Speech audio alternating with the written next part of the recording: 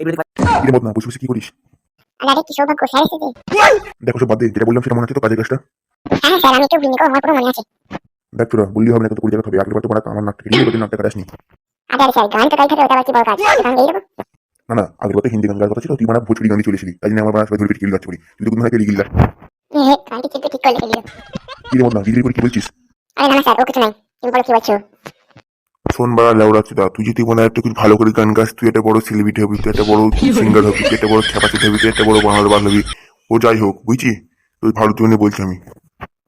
হ্যাঁ, খানকে ল্যাংটা ছিল জ্ঞান দিতে সময়। আরে কিরে মত না, কি ভাবছিস? আরে না না স্যার, ও কিছু নাই, তুমি বলো।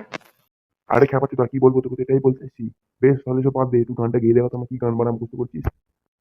তাহলে বেশ, বড় গানটা গাই একটু শোনো। তাহলে শোনা কেমন গান গাস।